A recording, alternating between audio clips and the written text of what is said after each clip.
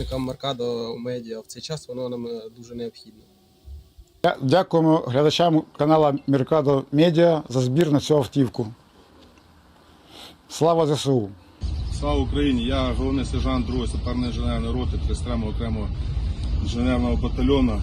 Хочу висловити подяку Меркадо та його підписникам за таку чудову машину. Ця машина нас приведе ближче до перемоги. Побєда за нами, слава Україні! Hi guys, today I want to appreciate the Mercado Media, all the friends and subscribers, and the Navy community for this wonderful pickup truck. Слава Україні! Героям слава!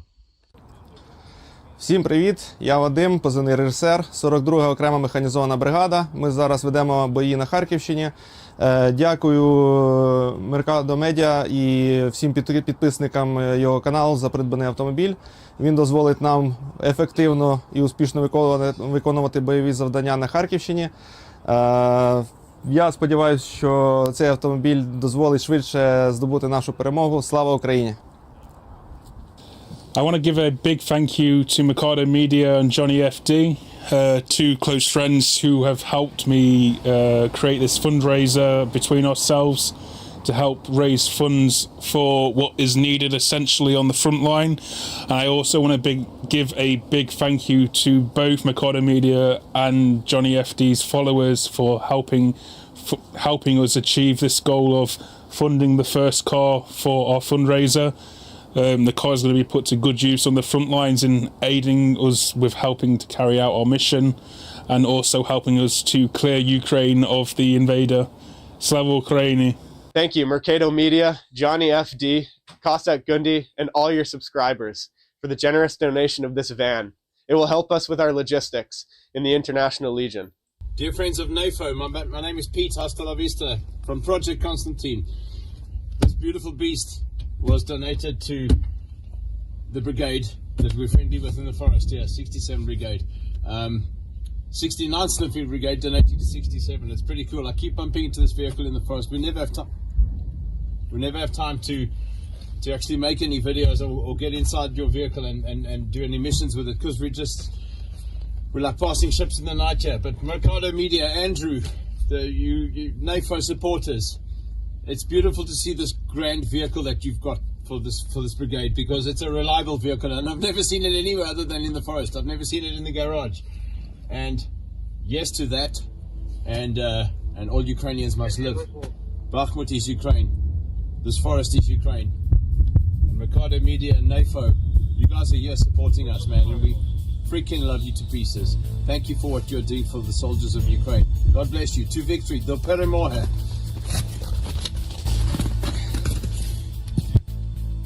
Hey everybody, welcome back. Welcome back. Another day out here in the world. August 28th, 2025. We're going to be covering all the latest within Ukraine. We just had a press conference that wrapped up in Minnesota. And I wanted to watch it offline because, I mean, man, that the mass shooting kind of darkened my spirit. Not kind of, it really did. So, not that I'm trying to avoid that, but more information is still to come because I watched the press conference. And they still have even more that's going to come out. So we'll tap back in again on the latest and what's happening here. But you know, I was up late last night. I couldn't sleep. I was up till like 4 in the morning. We did a stream last night too, by the way.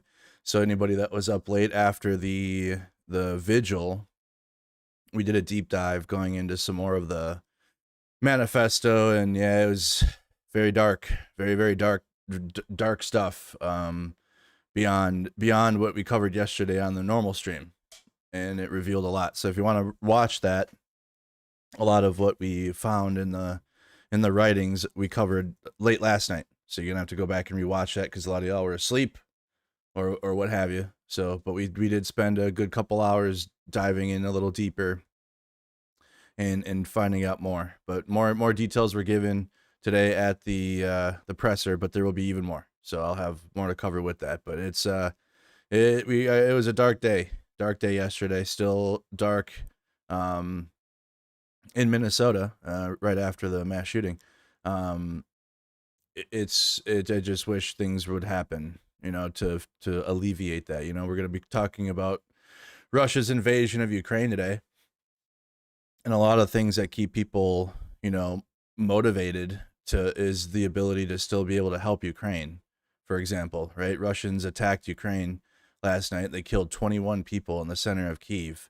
And there's ways to help. And there's real tangible ways to like help Ukraine. 1, air defense. 2, offensive weapons, because they have to fight the Russians. Ukraine being able to strike at the source of the issue, which would be the Russian positions in Russia, using long-range missiles. All about that. It's clear. It's pretty clear. So I don't know why we don't have clarity for our children in the United States getting murdered at school. It's because we have politics. That's why. Because Americans are cooked, and we have politics and people that don't want our children to stop dying in school. They care more about their firearms than they do about, they do. That's it. More about firearms because they don't care about mental health either. They don't care about tackling root causes of issues. So it will continue to happen, unfortunately, until something tangible happens to change the status quo of the mass shootings in the United States. That will absolutely continue to happen, if not continue to get worse. And that's the reality of the situation. Okay? But until America is ready for that, I don't know what it's going to take. I really don't. We've had massacres at this point. Nothing. Children being killed at school. Nothing. So, at least I can see a way to try to change the situation, because we've covered Russia's invasion of Ukraine, and Ukraine kids are killed every day too. Children are bombed or taken away from their families. So and we've, for the last 3 years, we've had tons of millions of people that are very interested in change or helping or doing something tangible to assist Ukraine, right? And I'm not saying each of like mass shootings in the U.S. is the same as Russia's invasion of Ukraine. That's not what I'm saying.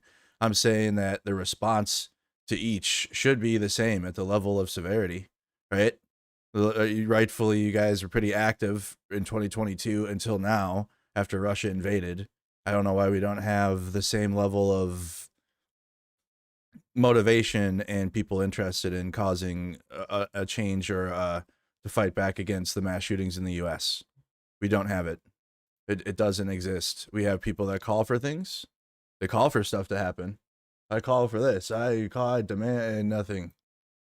So, I mean, I have hopium, but it's just every week. All right. So that's what's going on in the U.S.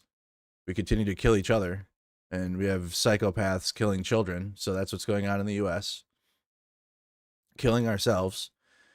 But in Ukraine, we had and we kind of caught this at the end of my late stream last night. If you were in my stream deep diving into the mass shooter, I was scrolling X, and Kaylin's tweet popped up, and it was like in the dead center of Kyiv, and it was late, so I was kind of discombobulated. I'm like, wait, is this the dead center of Kyiv? And it's not as if like the front lines of Ukraine getting bombed every day. I'm not trying to take away from that, because I mean Ukraine is getting hit everywhere. It's just this is in the middle of the capital city. It's the most protected city within Ukraine. They have all the air defense, and the Russians are still, I mean, it's one of the most populated areas in Ukraine, right? The frontline cities aren't that populated.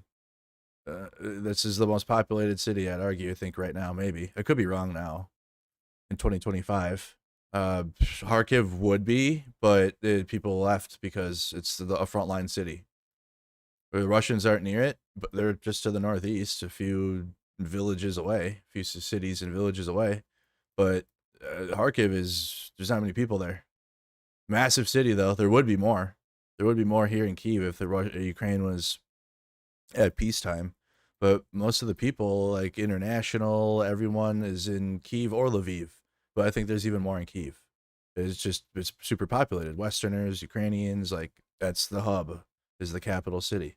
So and just right after Putin met with Donald Trump in Alaska, and we had all that political theater and our U.S. soldiers rolling out the red carpet for Vladimir Putin while patrolling our streets. That's what we have going on. So in the U.S., we're killing each other, we're killing kids, and our military rolled out the red carpet for a genocidal dictator, and they're doing area beautification in our cities and also grabbing people from their workplaces. Imagine getting called up in the National Guard right now, and you have to go fucking police call the Washington, D.C. I would not re-enlist. Oh my God, I would be trying to find the fastest way out. Ain't no way. Man, because we had a mission. We had something to do when I was in, I guess. Like there were definitely days where we had nothing to do, but that was like the military. But the unit would make us do something at our base in Alaska. We wouldn't go, oh, let's go to Washington, D.C. and go pick up trash. That sounds like a good idea. A lot of taxpayer dollars and money and flights. Anyways, we have a lot going on here. It's not good. Nothing, a lot going on, nothing good. So I don't know. I have a lot on my mind, clearly. A lot on my mind with the United States and what we have going on in our country. But a lot of people are in Kyiv, right? So especially after we had all that, and then we had the European leaders come to the United States and meet with Trump, and the concept of a peace deal, of Trump wanting it, he doesn't want it. I'm just going to be honest. As an American that will actually tell you the truth and not put you on hopium, Donald Trump does not give a fuck about Ukraine. Okay, he doesn't care. He doesn't care about the future of Ukraine. He doesn't care about the Ukrainian people. He doesn't care about the struggle. He doesn't care about the independence. He does not care at all. He's hoping this issue just goes away on its own. Obviously, it's not going to. That's literally impossible to happen. But in Donald Trump's little world, he hopes this issue goes away somehow, or whatever, and that would be Russia just taking it, because in his mind, that's probably the fastest way. Because there's like maybe he can calculate, oh man, this ain't just gonna literally magically go away. No, the fastest way would probably just be Russia steamroll it, and then it will go away. And that's how Trump feels about it. You got a lot of Americans that fill Ukraine supporters with hopium, and I'm not here to do that. I never have, and that's painted me a whatever way. But I'm not going to do that for you. I provide ways to support Ukraine. We have a little issue with ours right now, and I'm getting that worked out. I haven't heard back, rightfully though. I'm not, and that's why I haven't said anything, because they just got, Kyiv was just attacked. So the fundraiser I work with, I just haven't heard back from them yet. They're fine, but they're dealing with the attacks and stuff and helping in direct ways. So they'll get back to me when they can. So I'll get that link fixed. Right now though, there's an issue with the link and the donation stuff, but I'll get that fixed. Then we had the mass shootings yesterday too, so I was just super distracted, but I promise I'll get that fixed. Anyways, so we had all that, and Russia continues to attack Ukraine, with no interest in slowing down. Ukraine on their own stopped the Russian offensive. Okay, there's like the fighting is continuing. Russians are trying to break through the Ukrainian defenses. I don't have any verification that they're holding there though. The fighting is happening, but this is the hottest area of the front lines right now, all around. You got Ukraine fighting back, counterattacks happening in Pokrovsk. You got counterattacks to the northeast of Pokrovsk. You got the Russians advancing slightly again, but overall the offensive that the Russians were on has been stifled. I don't know if it's been completely stopped at this point. You got some people saying that Russians completely defeated, never again will they. And sounds good media, sounds good, feels good news, but unfortunately the Russians continue to attack Ukraine. But at least right now it seems this offensive that was seeing in the frame of the war that we're in now exponential gains, because that means literally like a couple meters a day, right? But that was more than what we were seeing, which was like nothing or an inch maybe for the past few months. The Russians put a lot of effort into their attack in the Donetsk Oblast, specifically around Pokrovsk. Let me use a different color. Specifically around Pokrovsk here, and then also around Kostyantynivka in this direction. And down in Toretsk, they finished occupying Toretsk and pushed the Ukrainians out of there. So they really put a lot of effort into trying to take as much of Donetsk, especially that Donald Trump has softened any. We don't have the support to Ukraine at the U.S. level's done. The copium support is we sell weapons to Europe, and then Europe then give them to Ukraine, which that turnaround on that will be so long, instead of like just facilitating direct aid through our old weapon systems and then doing trade deals. And money was involved when Biden was president. There was money involved, and people were making money and all that, just like Trump wants. It wasn't put first. It wasn't the forefront of it. It was like, we need to put a contact group together and work directly with Europe and United States involved in the conversations. Europe led. You had to go to Europe. Lloyd Austin and Biden would have to go to Europe, but it was European led, and the U.S. was involved. That's dead. That's dead now. That doesn't exist. And the cope is, well, the Biden weapons, that's going to takes even longer than Biden's version, which was slow as hell too. So now we're at a snail's pace. You're at a, I don't even know. What's slower than that? You're at a tortoise pace with Biden. Now you're at like the dead body. Not even moving. A rock. Thank you, cats. So it's cooked. I'm not even gonna lie. So weapons can be sold, which already was happening because we were blessing ourselves with money to backfill our stocks. I think Europe was getting, they were getting some newer equipment too out of it. Either way, NATO was able to backfill its stocks under what we had. It was just slow, and weapons weren't getting into Ukraine fast enough, and we were also not giving Ukraine the opportunity to strike Russians in the way that they should have. So there's like plenty of room for gripes and being upset with what was happening with Biden. But boy, is that a night and day. Boy, was that a night and day. We were talking about, God dang, Biden, how long are going to take the Abrams to get there? Now we're talking like, will there ever be another U.S. aid deal to Ukraine again? That's where we're at now. And it's like, both kind of sucks. It does. It's just the truth. But also the truth is we're in a night and day situation here. We had involvement and a pathway of aid to get to Ukraine, and that's gone. It's just dead. Dead. Trump is not interested in helping. He doesn't care. He wants to just enrich his billionaire friends and enrich himself as much as he can, and then it's looking like keeping himself in power again in 2028. It's not, I'm telling y'all, chat, if you're European, we are at code red, redder than red, code MAGA red. It's bad. And what they want to do. So Trump, that's what he's interested in. He's on that. He's on fascism in America, which also would allow Putin to do whatever he wants to, because him intervening with Putin would ruin the Heritage Foundation and Trump's bullshit here in America. And also, Trump is friends with Putin, and he loves Putin, and he wanted to build in the Kremlin. You American hopium people that do content for Ukraine are the worst. Not all of them. But they're like, dude, maybe Trump will help now. Trump will help. Meanwhile, 30, 40 years ago, literally could have had a building in the Kremlin, would have had Trump Tower in the Kremlin. He could help. He will help. Major Russian attack includes rare strikes in the center of Kyiv, killing at least 21. You're going to have an ad. This is the Associated Press. Thank you for the gifted. Thank you for the support. I appreciate that. We had memberships from Cats, Real Deal gifted one. Thank you, Dunk on You with the 5. Thank you, Kristen Clabin with the gifted. Dunk on You with the 20, and Sator. Thank you for the support there. All right, it loaded. Oh God, I hit the wrong button.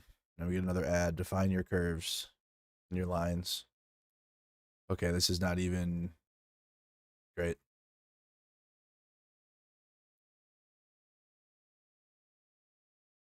Oh my goodness. Okay. Hey, Charlie.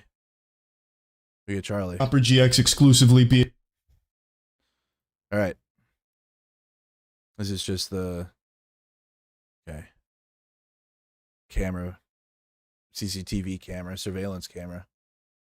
I literally have been on my scooter on that street because in Ukraine, the taxis aren't that expensive.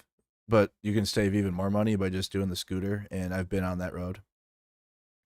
And that entire thing, actually, I walked on that street with you guys when I was live on my channel. You can see it. Russia launched a major air attack early Thursday on Kyiv that included a rare strike on the city center, killing at least 21 people, wounding 48, and damaging European Union diplomatic offices. If that doesn't, listen. Well, I'm not trying to agree with MAGA, but why is Europe not at this point have troops in Ukraine now? Russia bombed a European Union diplomatic office. Is there anything about like we are doing more? They can't like it. We are the U.S. is out. You're gonna have to figure it out. You're not gonna have satellite coverage, I guess. Trump will do whatever, but you need to. Europe needs to get in there. I think. I've been saying that though. I've been saying that even when Biden was president and we were helping. I was like, damn, why is Europe like not in Western Ukraine? That was my take years ago. You don't have to put your European troops in the front lines. It would be good training for your European troops to practice air defense in real life and help Ukraine defend Western Ukraine, and then you could help the flow of, and you'd have a direct flow to Kyiv, or even make it closer. I don't know, wherever you want to protect your troops from. So they're nowhere near the actual like front lines, if that's, you know, the front lines are over here, and now up in Sumy too. Okay, front lines are here in Ukraine. There's the Russians, thankfully, aren't anywhere in the west and aren't in the north of Kyiv anymore. They are in the radioactive forests decomposing up there, but they're not there. There's no front lines up there, so you could have your Western, whatever European Union forces are, because you can't. It wouldn't be NATO. I don't know. Maybe it would be. It would be. It's NATO countries, but like it would have to be a coalition of like just select European countries, because it wouldn't be all of NATO. U.S. wouldn't be there. Yeah, we would actually. We would have our intelligence officers there. We for sure would. You would be European led, but we would absolutely be having our CIA there, but or whatever. But you keep them. The point is, I'm not like, hey, send the Europeans to go get killed in Ukraine. No, I'm like, send them to help in real ways, like with air defense, because we can do that, and it's also good training for those soldiers from Europe, because it won't be U.S. troops. European soldiers, real life air defense and doing that, and also real world help of like the civilians. If say like a rocket does come in and the Western forces fail to shoot it down or something, then they're right there to help with the cleanup with Ukraine. And then Ukraine's forces, which are absolutely focused on defeating Russians, and that's what they want to do, they'd have more resources to actually go fight in the front lines and not be back in Chernobyl helping with civilians that just got shot by a long-range Russian missile. And that's what I've been saying that for years. And now it's got to be the time. Unless a European Union office can just get hit with the Russian rocket and, oh, it's just another Thursday in Ukraine, I guess. So the bombardment of drones and missiles was the first major Russian attack on Kyiv in weeks, as the U.S.-led peace efforts to end the 3-year war struggled to gain traction. Britain said the attack sabotaged peace efforts, while top EU diplomat Kaja Kallas summoned Russia's EU envoy to Brussels over the strikes. Okay, all the Russians have been summoned everywhere at this point. Do something. Well, it's not, you got to do it, Europe. Ukraine on Thursday requested an emergency meeting of the UN Security Council to discuss the overnight bombardment, while 2 of Ukraine's top envoys were set to meet Friday with the Trump administration regarding meditation. You'd have Canada too. It wouldn't just be like just Europe. You'd have support from other countries. It wouldn't be there would be U.S. support, just secret shit. It wouldn't be state level at the like a public thing of like the U.S. is helping. No, it would be our intelligence officers and shit. But like forward facing, it would be Europe, but you would have help too. The Kremlin said Russia remained interested in continuing peace talks despite Thursday's air attack, which was one of the war's biggest since it began in 2022. Among the dead were 4 children between 2 and 17, said Timur Tichenko, the head of Kyiv city administration. He said more people could still be under the rubble, but search and rescue efforts continued on Thursday evening. There's a photo. The attack was one of the few times Russian drones and missiles have penetrated the heart of Kyiv since the start of the full-scale invasion. Ukraine's Air Force and Russia launched 598 drones and decoys and 31 missiles of different types across the country early Thursday. 598 drones, most of them striking targets in Kyiv. At least 33 locations across all 10 of the city's districts were directly hit or damaged by debris, Tachenko had said. Thousands of windows shattered as nearly 100 buildings were damaged, including a shopping mall in the city center. Alexander Kilko arrived at the scene after a missile hit the residential building where his sister lives in the capital's Darnitstia district. He heard screams from people who were trapped under the rubble and pulled out 3 survivors, including a boy. It's inhuman striking civilians, Kilko said, his clothes covered in dust and the tips of his fingers black with soot. With every cell in my body, I want this war to end as soon as possible. I wait, but every time the air alarm sounds, I am afraid.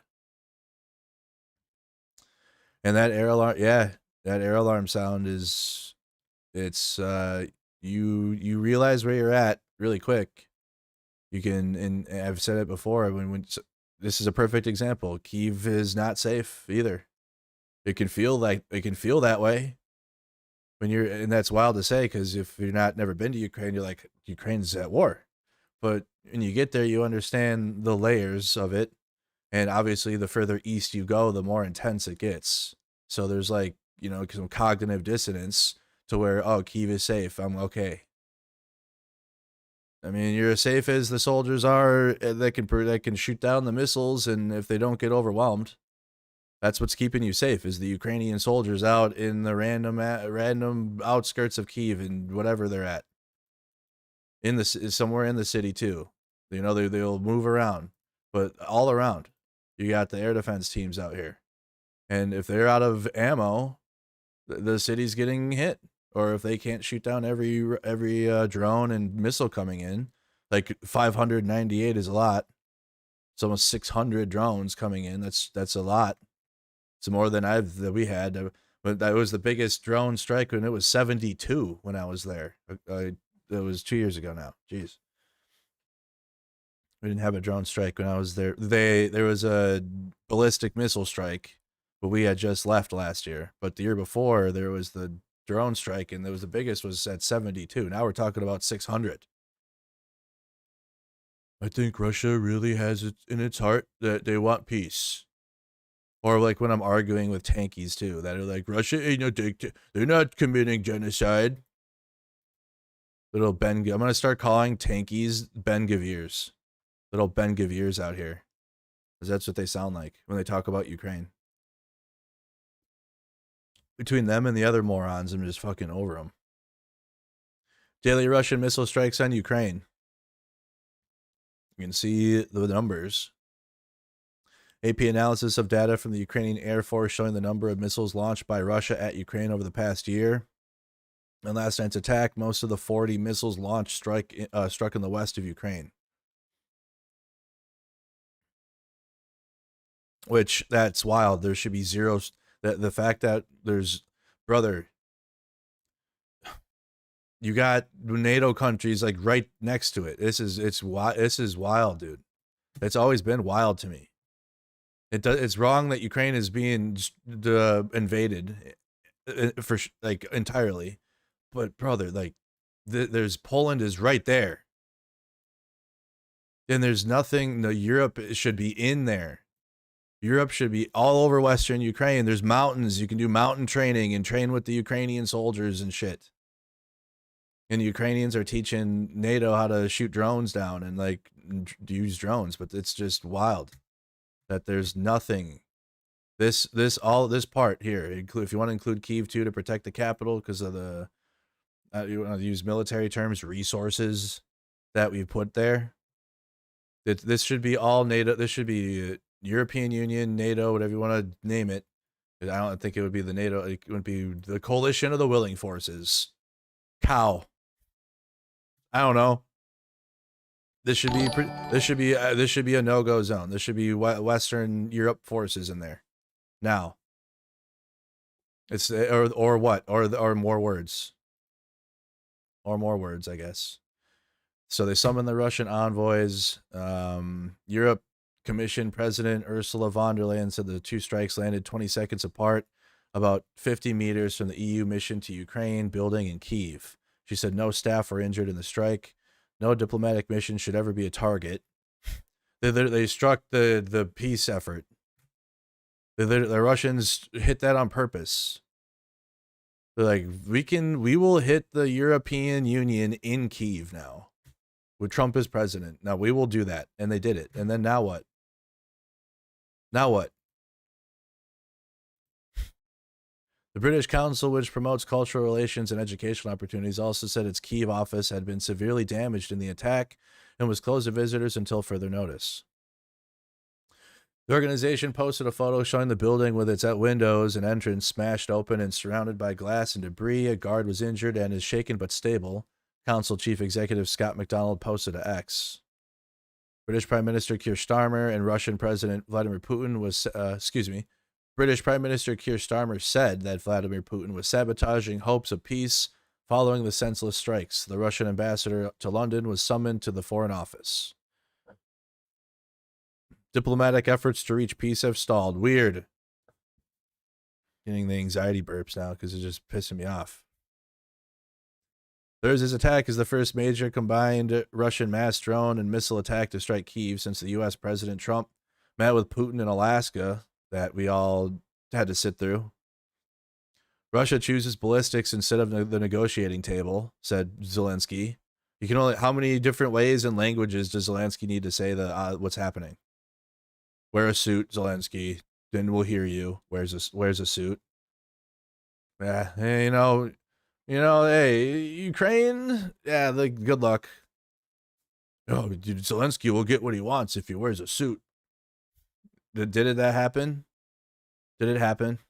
Did Ukraine get what they want? Yeah, you gave into the trolls. I'm not saying Zelensky did, but people that were like, you should just do that you should just do it. And it's like Americans that are cooked. We expect a response from everyone in the world who has called for peace, but now more often stays silent rather than taking principled positions. Yes. It's like, the principal position is to help Ukraine fight. Yeah, dumbass Hegseth misquote While the diplomatic push the end of the war appeared to gain momentum shortly after that meeting, a few details have emerged about the next steps. Western leaders have accused Putin of dragging his feet in peace efforts and avoiding serious negotiations, while Russian troops move deeper into Ukraine. This week, Ukrainian military leaders conceded Russian forces have broken into an eighth region of Ukraine, seeking to capture more ground. Zelensky hopes for harsher U.S. sanctions to cripple the Russian economy if Putin does not demonstrate seriousness about ending the war. He reiterated those demands following Thursday's attack. Trump bristled this week at Putin stalling on an American proposal for direct peace talks with Zelensky. Trump said Friday he expects to decide the next steps in 2 weeks. Oh my God, brother. It's the meme is real life.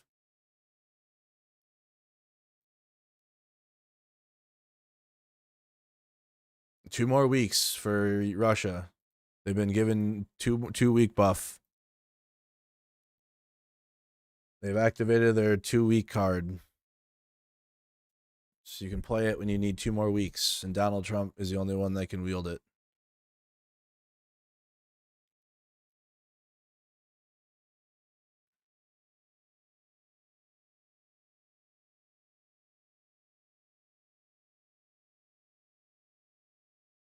Picking on Westmore.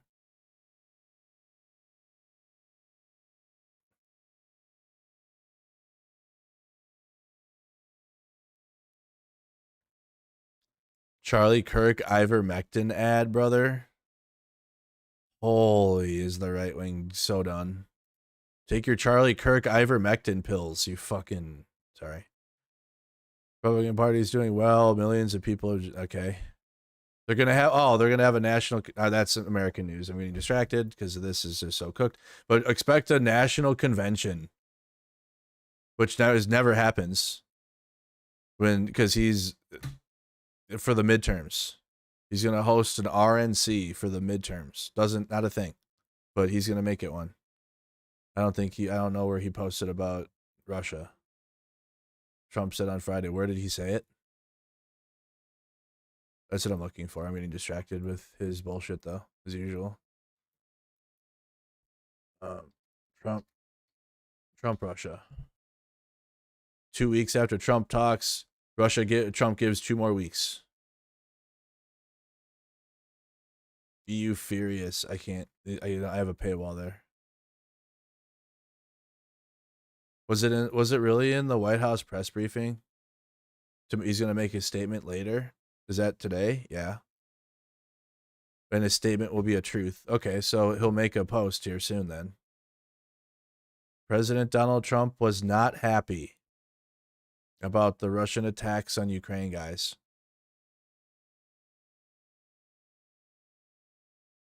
It was in the press briefing. Overnight attacks in Ukraine. I think I have the... We'll get to that in a minute. I think I have that clip from the press briefing.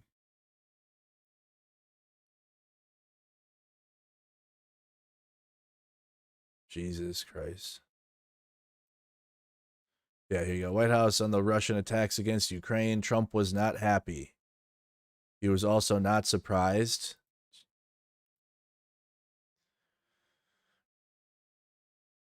Wow. General Keith Come on, volume button, please. Kellogg, the president's special envoy, has described these attacks as egregious. Do you agree with that description, and do you view President Putin as an impediment to getting peace between these two countries? Well, it's not about if I agree, it's about what the president thinks, and I know what the president thinks because I talked to him about this. He was not happy about this news, but he was also not surprised. These are two countries that have been at war for a very long time. Yeah, Ukraine defending itself means Russia can attack the civilians in Kyiv. Like, no, Ukraine defending itself from Russian attacks on civilians means it's okay, or like it's justified in like both sides are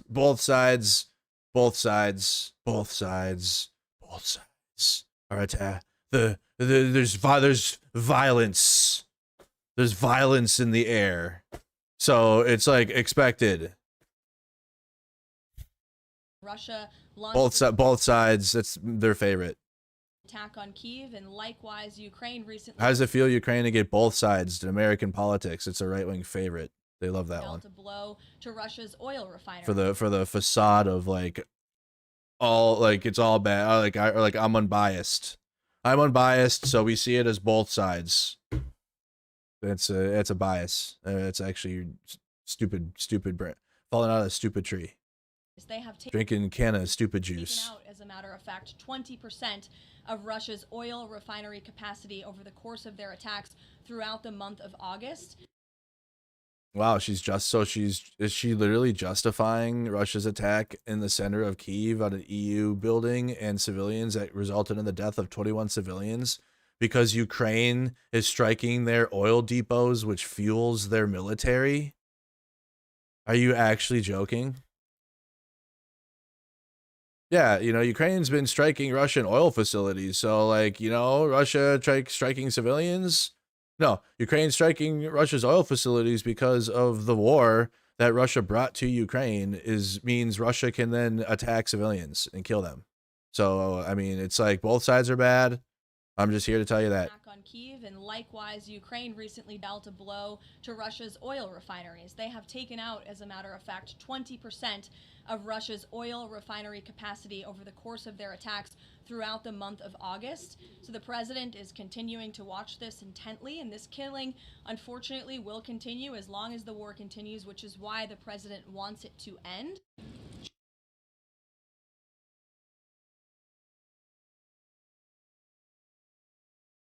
Ukraine is striking. Number one, Ukraine wouldn't be striking any Russian facilities if the Russians didn't invade Ukraine. Two, Ukraine is choosing to strike Russian oil facilities because those are strategic targets that fuel the Russian war machine that continues to invade it. It's not a both sides. It's not war on both sides, so Russia can strike a civilian. Ukraine is not bombing Moscow. Ukraine is not bombing St. Petersburg. with the intent to kill as much civilians as possible, to inflict pain on the Russian population for their war. They're inflicting the damage on the actual strategic targets that fuel this bullshit. Both sides. We have to both sides this. We have to. I would be political if I would actually call out what the problem is. That would make me biased. So I gotta be unbiased and say both sides are bad. I feel better about myself. I'm a good person. Here you go. I'm a good person. Both sides. They're so bad, and they're both. And they're sides. And I'm unbiased.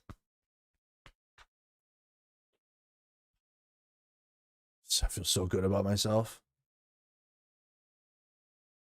Meanwhile, you guys know NAFO, the 69th Sniffing Brigade.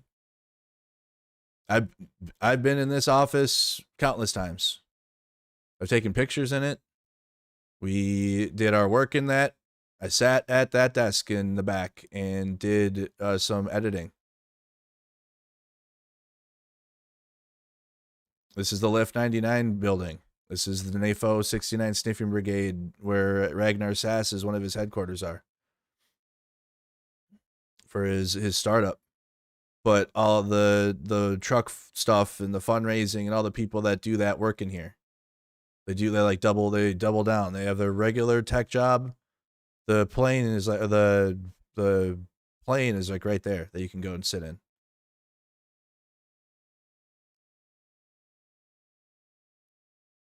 Ragnar Sass. Today our Lift 99 Kyiv startup hub were hit by Russian rockets.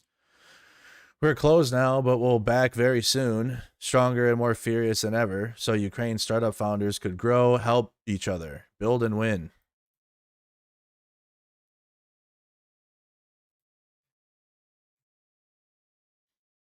Emmanuel Macron, 629 missiles and drones in a single night over Ukraine. This is Russia's ideal of peace, terror, and barbarism. More than a dozen dead, including children. Residential areas and civilian infrastructures deliberately targeted. The offices of the European Union delegation and British Council damaged. France condemns these senseless and cruel attacks in the strongest possible terms. Full support to the Ukrainian people and deepest compassion for all the grieving families. Hey, Donald Trump, do you still think that Putin wants peace? Look what he did to civilians in Kyiv last night. From Joni. I think Putin wants peace. I think Putin's ready for peace.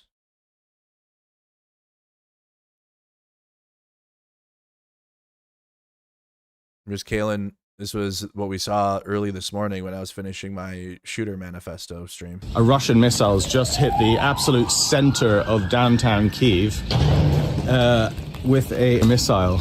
And it is devastating to see. This has landed right in the Zone 1 center of Kyiv. Building behind me is still burning right now. And this is just an absolutely disgusting act of terrorism.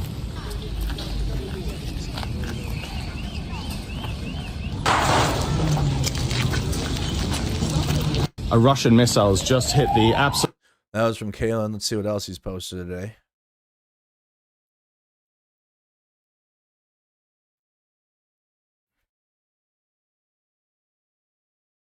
Unbelievable. Oh, this is the CCTV camera.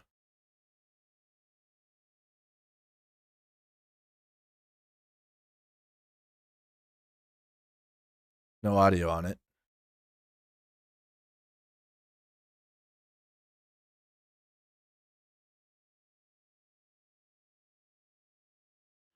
See, one good guy is back because I timed him out yesterday because I was sick of their bullshit. Because you can't cope with the fact that the Soviet Union invaded Poland with the Nazis at the exact same time. That started World War II. EU delegation building now damaged. British Council building destroyed. Russian drone lands 100 kilometers in Poland, NATO, all within a week. This is escalation. This is mocking the West. So this building behind me is the British Council, and they basically support peace and prosperity between Ukraine and the United Kingdom. And it's been destroyed by a Russian missile this morning. And this building regularly on a daily basis contains British government staff, British employees, and the Russians know that, and the Russians decided to put a missile into this street at the early hours of this morning. And moments like this should wake people up in the United Kingdom that Russia isn't just at war with Ukrainians, they're at war with everybody in the West. They were perfectly... No, I did not. I said the Soviet Union along with the Nazis started World War II. They did it together. Happy to hit this building, and they'll be perfectly happy to hit buildings like Russia. There was the Soviet Union. Russia didn't. Continuously. They weren't Russia then. And if you look Soviet Union. I was very clear. around at this street, there are no military targets. This is a residential street filled with people sleeping, children sleeping, and again the British government building. So this building. So that's Kalin's reports from Kyiv. Just got back from the Donbass front line and witnessed a gigantic missile attack as I arrived in Kyiv. Nowhere is safe in Ukraine from Russian terrorism.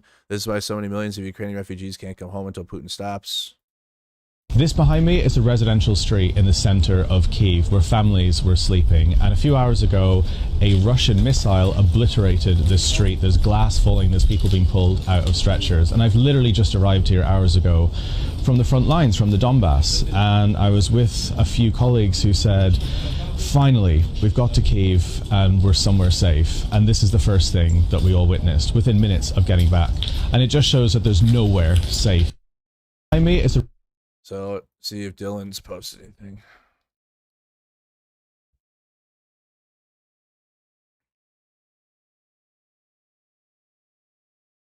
No, not yet. Talking about yesterday.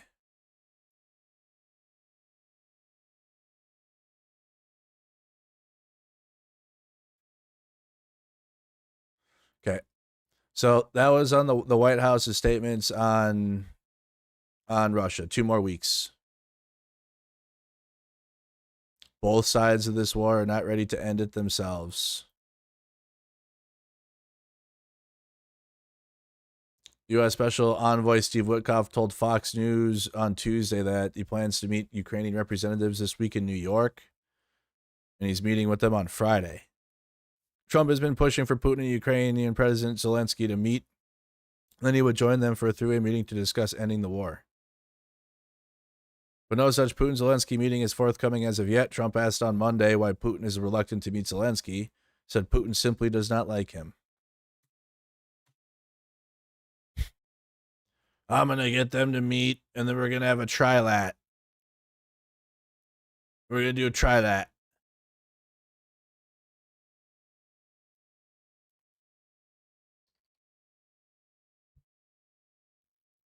Okay, I'm going to time you out for being a fucking pill now. You know exactly what the fuck I said. I said the Soviet Union, alongside Nazi Germany, invaded Poland, which started World War II. And I know exactly what I said.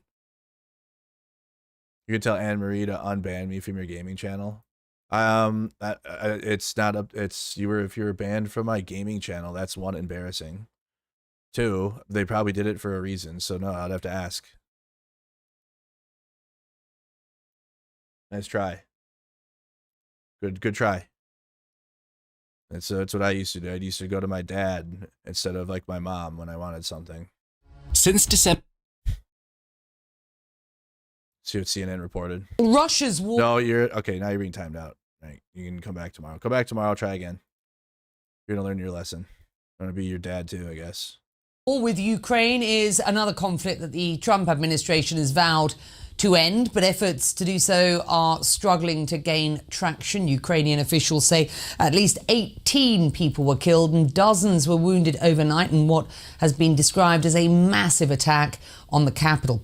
An urgent search is underway for anyone who still may be trapped. CNN's Salma Abdelaziz following this story for us. And the Russian attack comes as a Ukrainian delegation is set to meet with US officials on Friday for talks in ending this war. Where are we at this point? What more can you tell us? Well, if you're asking, Becky, how President Putin has responded to these peace efforts, well, President Zelensky says, here is your answer. One of the largest attacks on Kyiv since the start of the conflict. Nearly 600 Russian drones and 30 missiles fired overnight at the capital. In some parts of the city, people were under air raid sirens for 9 hours. At least 19 people killed so far, among them several children. The youngest is just 2 years old. There are still rescue workers digging through the rubble, Becky. There was 500 rescue workers and 1,000 policemen on the ground. It gives you a sense of the scope and scale of this attack, which hit residential buildings, kindergartens. It even struck a European Union mission building and a building for the British Council. And both the EU and the UK have called Russian diplomats to ask them about these attacks. That's why you've heard President Zelensky today pointing to these attacks and saying, look, it is clear that President Putin is not serious about peace. He says that... How many times do we need to hear it? How many times does it need to be said? President Putin is not serious about... I think President Putin is not serious about peace. I mean, the war is over 11 years old now, actually, but you know, over 3 years since the full-scale invasion. And more civilians continue to just get absolutely destroyed like this, murdered in mass all over the country. And that's the target of Russia.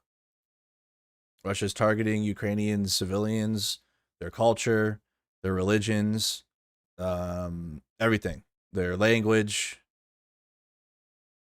And when Ukraine responds like, okay, we're going to target the thing that fuels the Russian military, oil, and also their money too. Russia's money is they're a terrorist gas station. That's what Russia is. Terrorist giant gas station country. So they're able to fuel their war effort with all their oil money. So that will like impact their ability to fund it as well. President Putin is choosing ballistic missiles over the negotiating table. And of course, the timing of this is extremely important, Becky. It comes just as EU defense ministers are supposed to be meeting in Copenhagen today and tomorrow to discuss security guarantees. There's also further meetings at the White House as well to discuss those security guarantees. This would be a backstop measure, essentially, that if Russia and Ukraine are to reach a peace deal, these security guarantees would provide Ukraine with that insurance if it were attacked again. But Russia has already said it does not accept security guarantees it's not involved in, and it will not accept any foreign forces on the ground. Now, I mean, what are they going to do? What is Russia going to do if they do that? Attack Ukraine? Invade? Call it. They're bluffing. Russia's bluffing. Put the soldiers there. They're there. That's why they're escalating these attacks. That's why they're grasping for as much land as they can in the east. They got Trump. They got their best. They got their best in the White House right now. To absolutely try to do everything he can to prevent.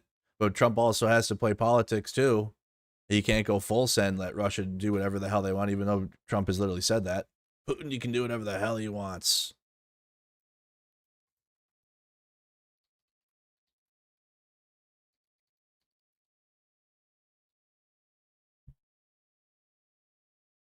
$200, they were $250. I did the same thing with NATO. I got them to pay up. NATO was busted until I came along. I said, everybody's going to pay. They said, well, if we don't pay, are you still going to protect us? I said, absolutely not. They couldn't believe the answer.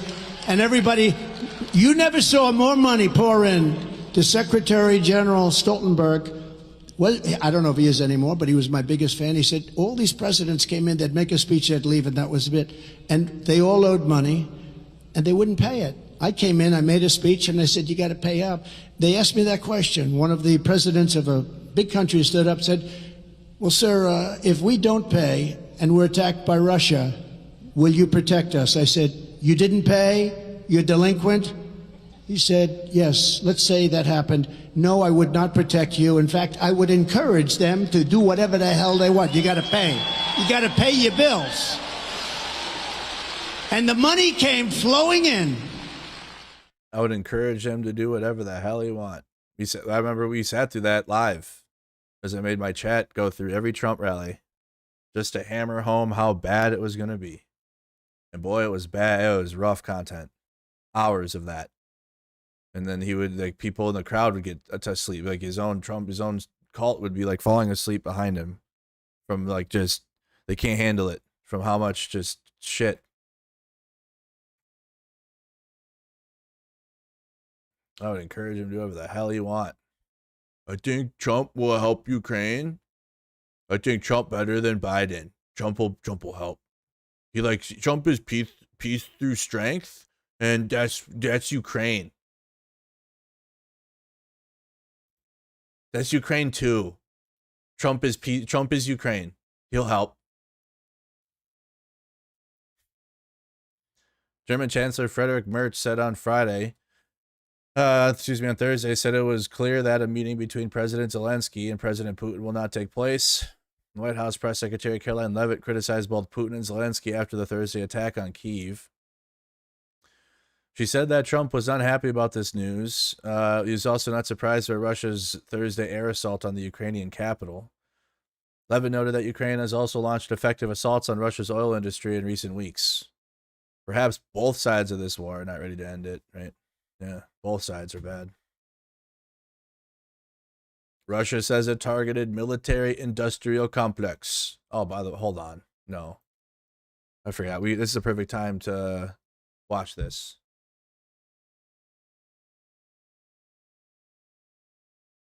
Then this bullshit. And joining me now is Russian Foreign Minister Sergei Lavrov. Mr. Foreign Minister, welcome to Meet the Press.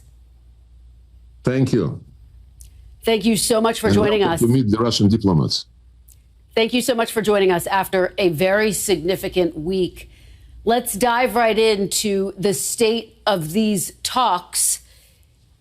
Has President Putin committed to a one-on-one meeting with President Zelensky?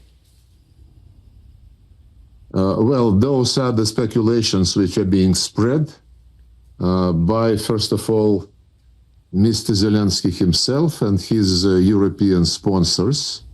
It was not discussed in Anchorage. It was raised later as something which is kind of impromptu, appearing from the meeting in Washington between President Trump and his guests. President Putin received the call of President Trump after that meeting, and he clearly stated that we are ready to continue the negotiations, direct Russian-Ukrainian negotiations, which started in Istanbul and already had 3 rounds convened there. And he said that meetings at the top level, the summit meetings, especially between the leaders of Russia and Ukraine, must be very well prepared. So preparatory process must be agreed. And for this, we suggested to raise the level of delegations who were meeting and will be meeting in Istanbul to address specific issues which need to be brought to the attention of the President Putin and Zelensky. And those issues relate both to humanitarian, military, and to political matters. Last time our delegations met in Istanbul, we suggested to create 3 working groups, including on political matters. More than 1 month passed already. There is no response from the Ukrainian side. And when Mr. Zelensky says the immediate priority is my meeting with Putin, well, it's basically a game. A game he is very good to play. Because he wants theatrics in everything he is doing. He does not care about substance, and it is not. Yeah, he wants to bring attention to the fact that we're bombing civilians. That's what he wants, which obviously Zelensky has to do. He can't just let us invade and do quiet Soviet era backroom deals and shit, Soviet shit, mob shit. Zelensky should have quietly given us Ukraine, shut the fuck up, we own it, and go about our day. and that's what Russia really wants. They thought we were going to take Ukraine in like a couple days, 3 days, right? We're going to take Ukraine in 3 days. Didn't happen, obviously. But Russia Russia wants all of Ukraine. They want the whole thing. And Putin himself wants the Soviet Union back. He loves Trump because Trump's about making America great again. And Putin's about making the Soviet Union great again. Actually, though. So if they could get Ukraine with a puppet president that will just quietly be like a Yanukovych, then Russia will be happy with that, and just will be quiet behind the scenes, no one else involved, just us taking Ukraine. And that's what that means. That's exactly what Lavrov is saying. It is not by chance that now they try, the Ukrainians and the Europeans who attended the meeting in Washington, they try to distort what was discussed in Anchorage between President Trump and President Putin regarding, in particular, the security guarantees. I read some Bloomberg reports yesterday. Are you gonna cut him off at some point? This dude has gone on for like 2 minutes straight now without you even pushing back. Come on. And today saying that the negotiations between US and Russia on security guarantees for Ukraine have been, in fact, undermined because of the demands by Moscow to include the principle of indivisible security. It's a very telling statement. Indivisible security is something which was enshrined in many documents adopted by consensus at the summits of Organization of Security and Cooperation in Europe, in particular, in Istanbul in 1999 and in Astana in 2010. This principle goes like no one can strengthen his security at the expense of security of others. No organization in the European space can pretend to dominate in military and political matters. Europe has to be cucked. Europe has to be weak. They have to not respond to anything, and we get to do whatever we want. And we're mad that they are in. This is all just a bunch of horseshit. Are you going to push back soon? And NATO has been doing exactly the opposite. So when we are accused that by flagging some random European summits are NATO, random European summits in which no treaties are actually agreed to, that we're not going to, like, some individual European countries have weakened their own militaries because some like Germany, right? I mean, understandably, but like they're obviously, Germany is not the same that they were in the World War II now, but they have shit in their constitution to purposely weaken their own militaries because they've had imperialistic pasts. So yeah, they have to be weak and they can't do anything. And the fact that they did is against the aura of these summits. And then he just has NATO on there. Like, NATO is a different organization than these European summits. But he knows this. Lavrov knows this. He's trying to spin propaganda on this thing.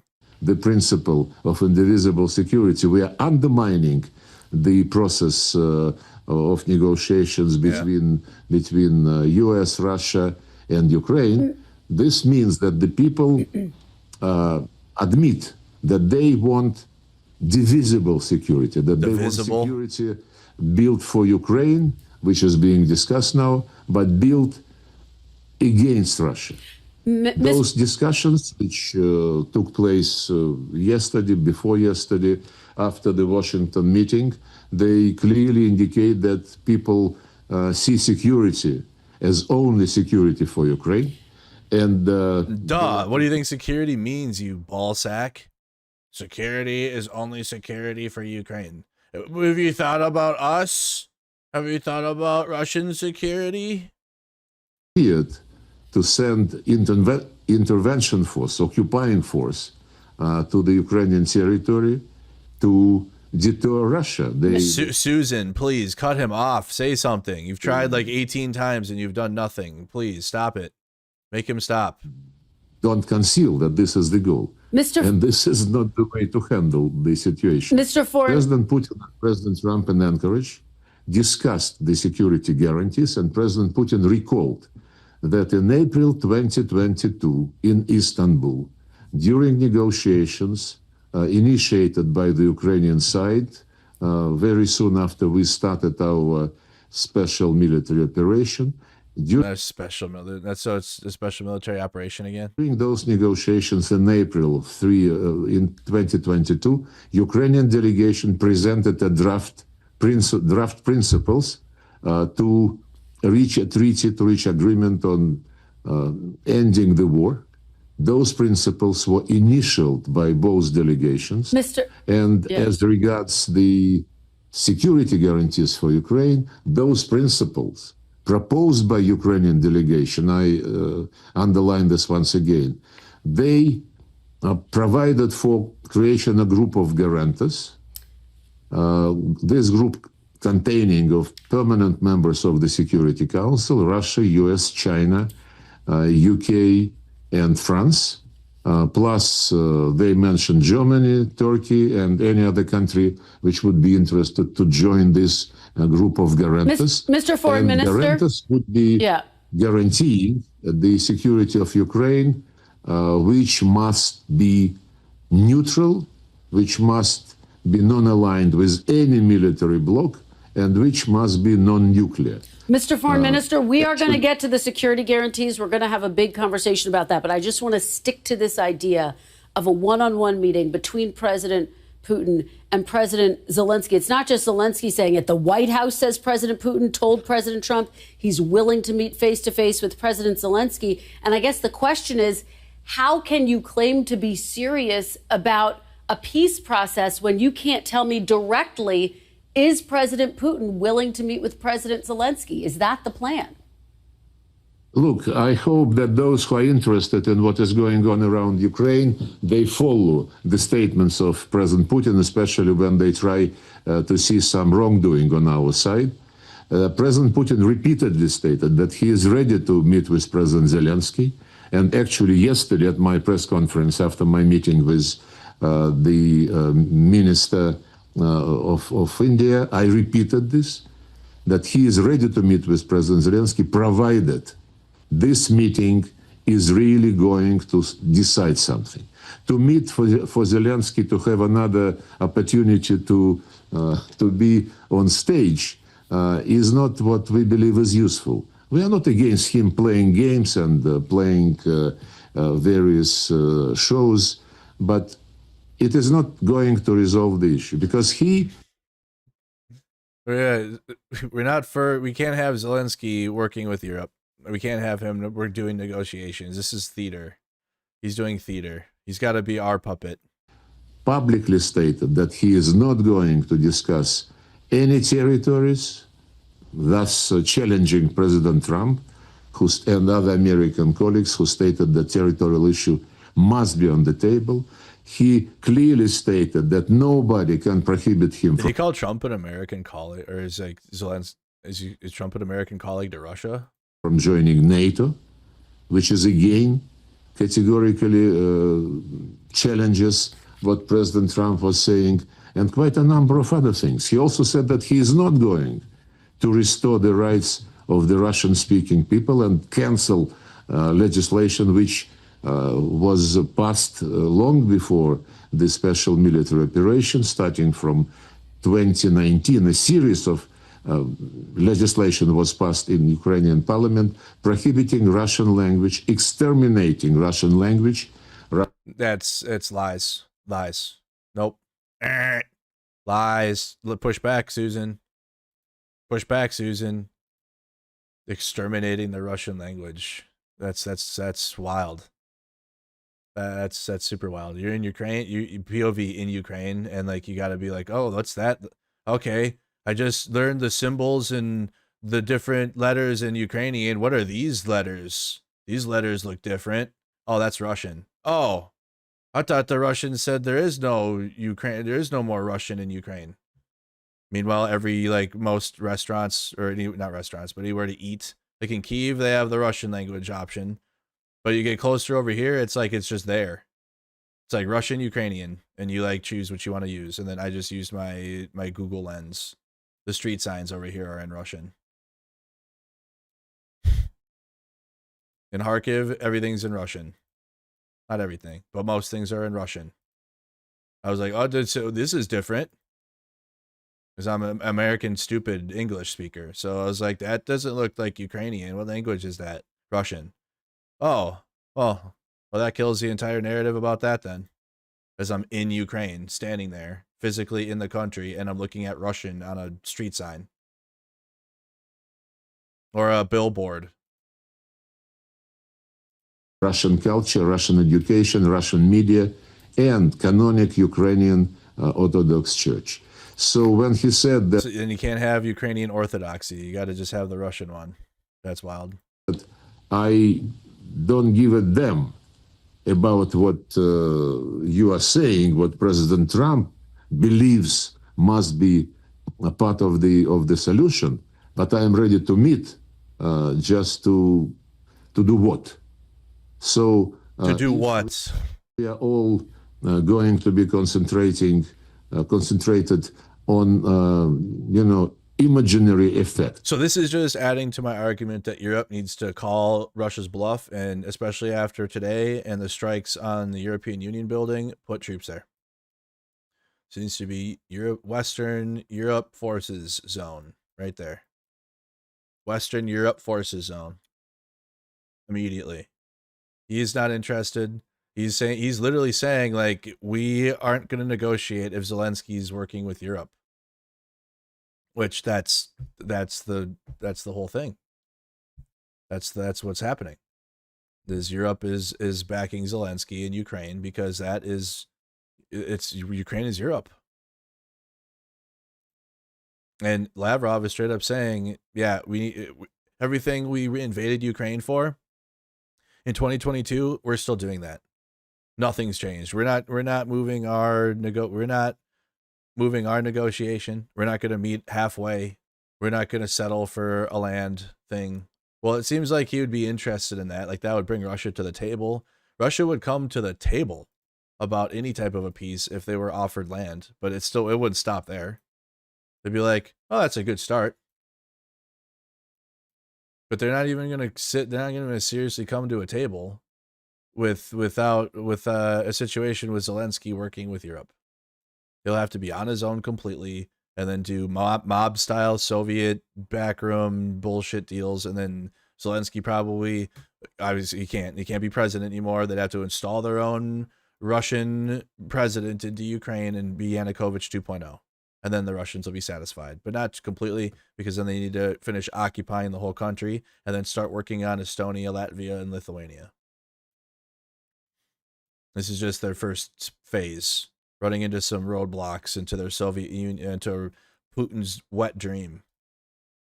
And only the American president of Trump and a weakness of Europe, but they need to be strong now. Stronger than the memes or stronger than words on the internet. Like real life shit needs to happen here. It's not what diplomacy is about. It's what the showmen normally do with pleasure. So bottom line, there's no meeting planned. President Putin said clearly that he is ready to meet, provided this meeting is really going to have an agenda, presidential agenda. So that's a big if. There's no meeting planned, Mr. Foreign Minister. That's a big if. You're saying there's no meeting planned right now. Kristen. Oh, I call her Susan. My bad, Kristen.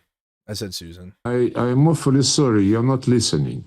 There is no meeting planned, and I'm not challenging this. But you cannot, I think, understand what I am saying.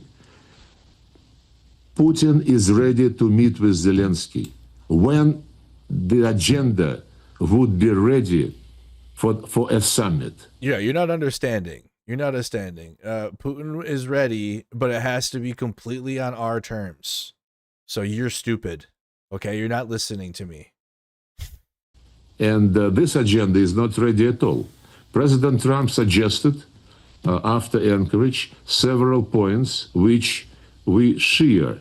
And on some of them, we agreed to show some flexibility. Okay. When President Trump brought those issues to the meeting in Washington, with Zelensky present together with his European sponsors, he clearly indicated, it was very clear to everybody that there are several principles which Washington believes must be accepted, including no NATO membership, including the discussion of territorial issues. So that's okay. That's accurate. Then they're not coming to any table unless land is involved as the starter. That's the starter for Russia, which would be the occupied territories of Ukraine, and not just like what they have now. Russia would be asking for the rest of Zaporizhia, which they don't have. They don't occupy that, or they're trying in Donetsk.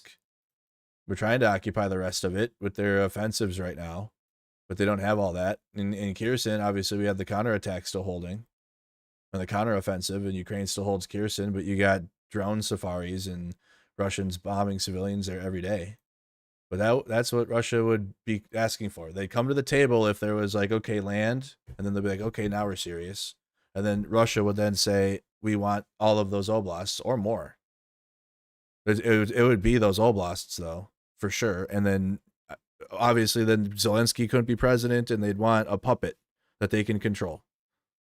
That's where it would go. That's where a Russian, if the Russians get their way, and Trump seems to be at least willing to appease that. But nothing's changed. It's the same situation. Russia hasn't came closer to the negotiation, so Lavrov can play games and try to belittle the reporter here. And while I have my own concern that she didn't push back on him, she's right in saying, okay, so then Putin isn't serious about having a meeting with Zelensky, because obviously Ukraine would not be. Ukraine's not going to come to any table when they're talking about land occupation. And Russia can keep land. I said that would have been the atomic level issue if that would have been one of the talking points of the summit in Alaska, or even when Zelensky came with European leaders, and it wasn't.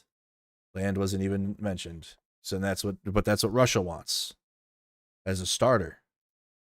And Zelensky said no to everything. He even said no to, as I said, Where is democracy more in peril, the USA or Ukraine? I mean, we set the tone of what democracy looks like in the world and how it can work.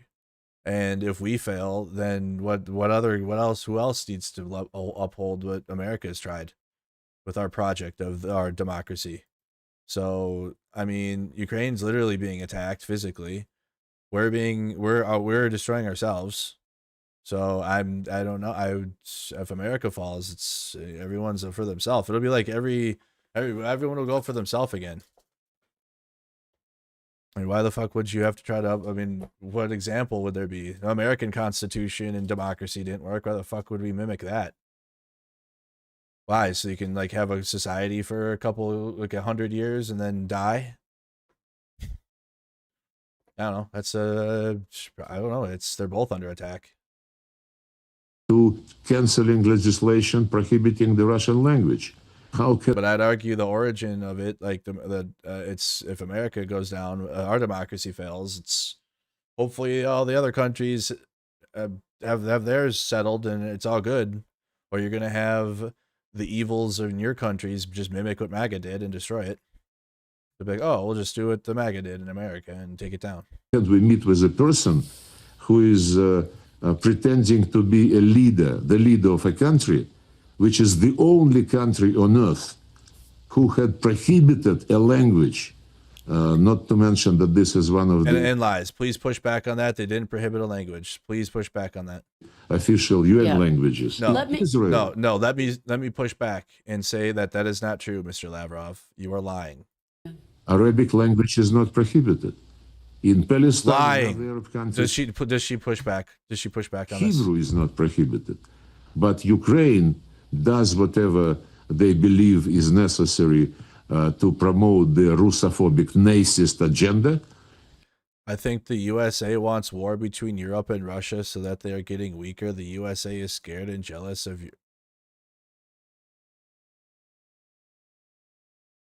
What is that? Where are you at? The USA is scared and jealous of Europe. Remember, Trump hates Europe. Trump hates Europe, but not because of being scared and jealous. He's trying to out a billionaire them. Are you just spamming this? Oh, are you just a troll? Oh, you're just spamming the same thing over and over again. Oh, okay, you're not someone seriously respond to. I think the USA wants war between Europe and Russia. Yeah, USA wants it and caused Russia to invade Ukraine because that's what the USA wants. Meanwhile, Trump has zero interest in anything in Europe. He wants them to pay more so he can feel better about himself about negotiations because he has like a fetish for that, and then enrich billionaires no matter who they are. Because Trump is, and it'll help him too. That's what he cares about. Ultra, super, mega fascist capitalism. That's what Trump's on. He ain't give a fuck about pitting Europe and Russia against each other. He doesn't care. He does not care. Doesn't even give a fuck. Trump doesn't even think about Europe. That's how much he doesn't care. Who is normally crazy about human rights when they discuss anything. Unless there's a billionaire there that he can fleece or get deals worked and then enrich themselves. That's it. But in relation to Ukraine, the words human rights were never used during those years after the coup in 2014. Okay, Mr. Foreign Minister, let's keep moving. He is ready to meet. Can you please push back on the lie about the Russian language being banned? Oh, we cannot meet just for him to have a picture and to say that now I am legitimate. Okay. Legitimacy is another matter because oh my God, irrespective brother, of this is terrible. Might take place and this is terrible. Be very well prepared. The issue of oh my God to sign the deal on Ukrainian side. So you're saying you don't see President Zelensky as the legitimate leader of Ukraine? President Putin doesn't recognize him as the legitimate leader of Ukraine? No, we recognize him as de facto head of the regime. And in this de facto head of the regime capacity, we are ready to meet with him. Okay. But when it comes to signing legal documents, like I said, yep, that's what Russia wants. They want the land or more and more. No, not or and. So land plus more, and then when it comes time, we are putting Yanukovych back in. Not literally Yanukovych, but like a Yanukovych, which would be a puppet to Russia. This is wild. Now you want to have the entire picture, just part of it, which suits you. Which suits you? To a stage when you have to sign documents, we would need a very clear understanding by everybody that the person who is signing is legitimate. And according to the Ukrainian constitution, Mr. Zelensky is not at the moment. According to the Ukrainian constitution? Oh, because he's president during the war still? Because you couldn't have elections because of your own invasion? Nice. He is the democratically elected president. Mr. Foreign Minister, let's keep moving. President Trump... Oh, you push back on that, but what about the language part? ...told French President Macron this week, quote, I think Putin wants to make a deal for me. Is that accurate? Does President Putin want to make a deal for President Trump? Well, I would not go in this semantic, exercise. President Putin was invited by President Trump. He visited Alaska. They had a very substantive meeting in Anchorage. They discussed the practical way, not just who is going to meet whom and what kind of broadcasting would be provided. They discussed real things regarding security. The violation of Russian security interests was one of the root causes of what has happened. Wow. And this relates to many years of lies when we were promised. We were promised. They promised us not 1 inch. They said They said they wouldn't. From 90, and Yeah, they then, say the same thing over and over and over again. many times we were promised that NATO would not. Yeah, we were promised with words. A diplomat that has no real power randomly told another diplomat that, hey, we won't move any closer.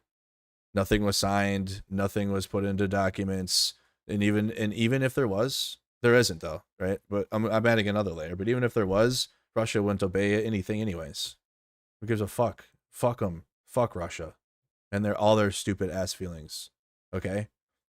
They would have broken any treaty anyways, as they break all their treaties and any documents. But there was no document or official thing that may ratify that there would be no there was nothing that would make it so European countries couldn't join a defensive alliance because Russia said so. NATO is not an active thing that gobbles up countries that leftists think. I saw some shit that said hating NATO is a pinnacle of leftism. And if that's a pinnacle of leftism, call me out. Ain't no fucking way, bro. Y'all are cooked on that one. Y'all are so fucking cooked. I'm out. If that's a pinnacle of being a part of the left is hating NATO. It's just like it's like part of the starter pack. Leftist starter pack. NATO bad. Nope, not on that. Nope, not with that one. So because of that, we have minds that are just just beyond able to understand this, like the truth of the situation, in which countries can't just be gobbled into NATO. There is no like there. It's not like Mark Rutte now can go, I want That's what leftists think. I really do. What country are we gonna take today? I really think that's what they like LARP and think, because that's what Russia tells them through their leftist media. MAGA is on a whole other thing, so that's a whole other issue. I'm talking about people that are like, NATO is imperialist. NATO is the biggest imperialist machine in the world. Those fucks. Okay? The countries have to apply to join NATO, and it takes a long ass time. Because and they join because of Russia's invasions. Because Russia invades a country like Ukraine, and then other countries are like, oh, that's bad. I'm not a part of the defense alliance.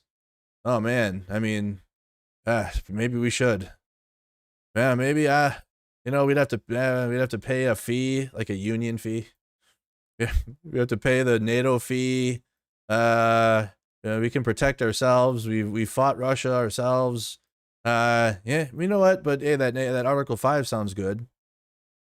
Because if we were attacked, then we'd have immediate support of every Western country and the United States. So that sounds good. Sounds like a thing I could pay into. Okay. All right, we'll apply. Then they apply. Nope, they can't join NATO. Nope. Can't join NATO. They're harboring terrorists. Nope, Finland and Sweden, they have Turkish they have terrorists, and they can't join because other countries can veto. So there's like a drama and a politics. So like there's a process. But again, if you're a fucking cooked ass NATO bad leftist, you think that NATO can just have a dartboard and just start throwing it at countries and be like, we're taking that one, we're taking that one, we're taking that one because of Russia. Because Russia says that that's what they do. That's what Russia says NATO does. Because Russia's a fucking victimhood bitch ass country, massive ass country, but it's still a bitch country. That because of their own goals of imperialism, countries are joining the Western Defensive Alliance, and then Russia's crying victim about it. And that's the truth. Because countries wouldn't just be wanting, Ukraine didn't even want to be a part of NATO. They're like, we're all right. We just kind of want to do agriculture and have farms. We don't need to be a part of it. But obviously now that Russia invaded, they're like, yeah, we should. Yeah, we should be a part of the defensive alliance that is backed by the United States and all these other nuclear countries that have their own nuclear triads and have more power than Russia by themselves, and BRICS by like tenfold. Not even close how much more power we have in the West than this bumfuck shit over here. But it's growing though. That's the scary part. That's the other truth, is that the influence of China and India and the shit, it's slow, but it's growing. And you got influencers going over there and talking about how good it is, and so they're gonna have, and by stupidity, we're gonna have that shit grow probably in my lifetime. But in terms of like military power, it's not even close. But because of propaganda and because NATO bad people, we're like scared of Russia and Russia's own propaganda, which works very well, actually, as stupid as it is. When you actually break it down, their propaganda works very well. Because it works on stupid people. And there's a lot of stupid people out here. A lot of dumb people. Majority dumb people, I found. So they do the dumb propaganda for dumb people. And then they do propaganda for ignorant people. Both sides. Spending. And the OSCE summit documents, which I quoted, said in the past, and nobody canceled it, that no organization must claim superiority in Europe, and NATO has been doing exactly the opposite.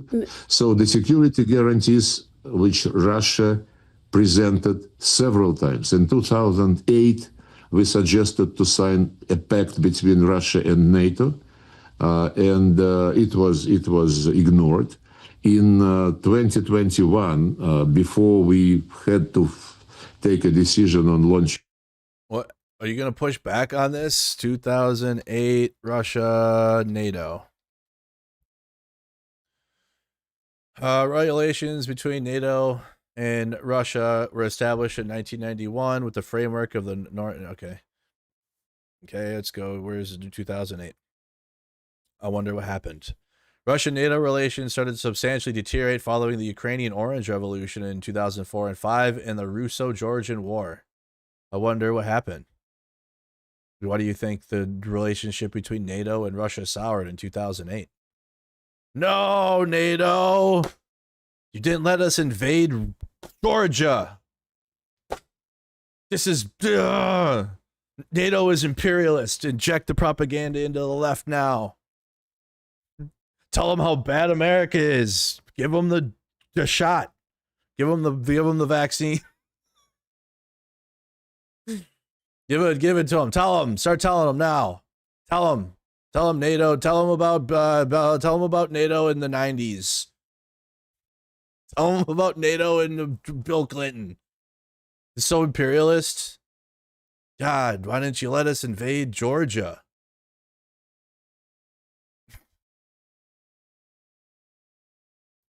Damn it. The special military operation, we suggested 2 treaties, one between Russia I know he did. I know that's why the relationship soured. States, and one between Russia and NATO.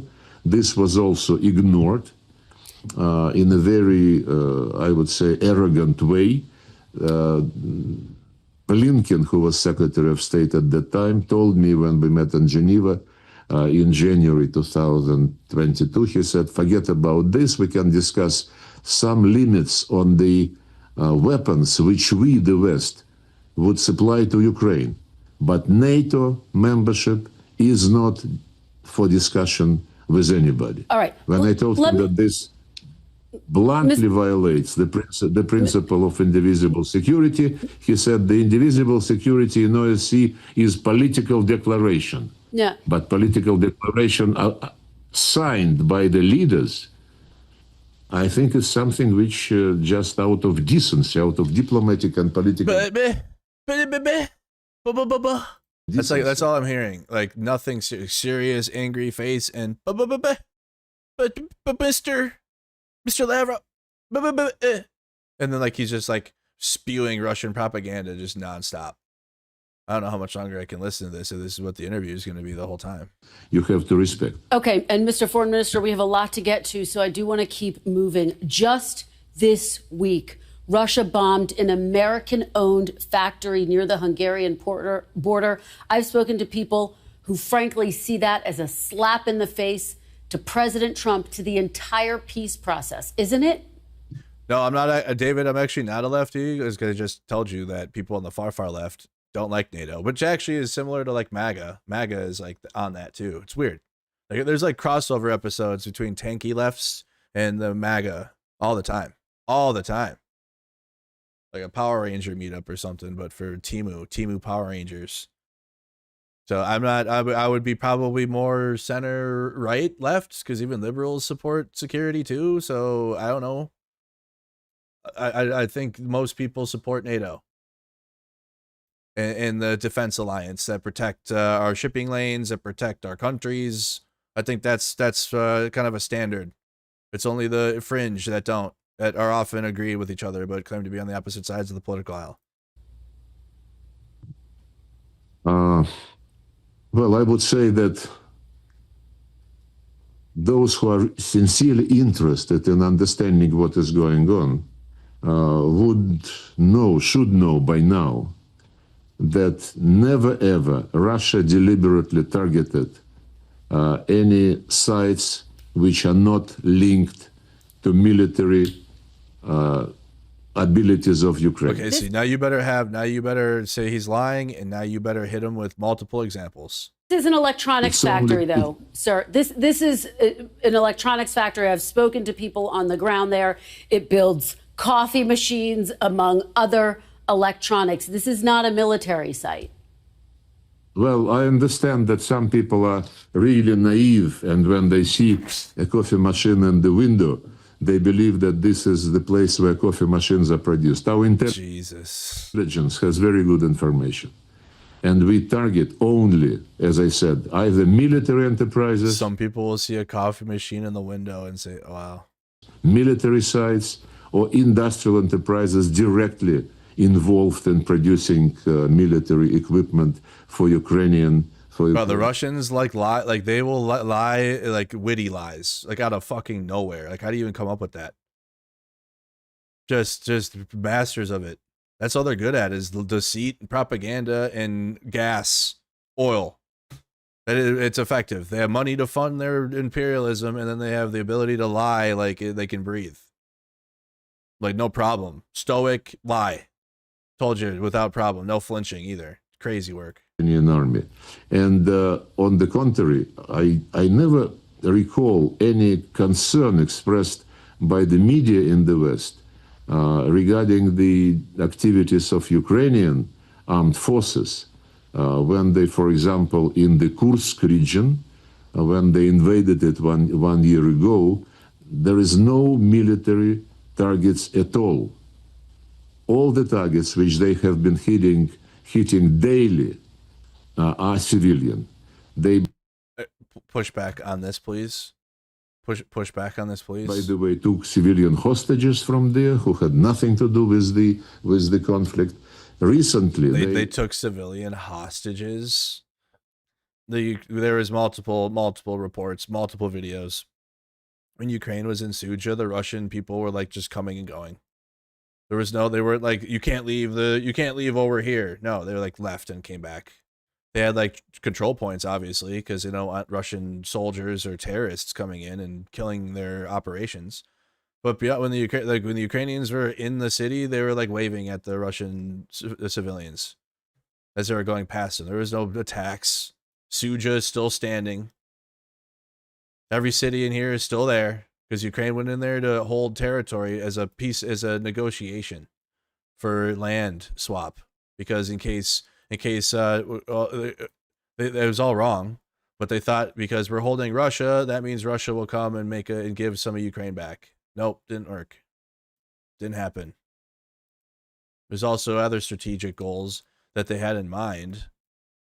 There's a plant up here. There's other. Where is it? I can't remember where it went now. It's like up here.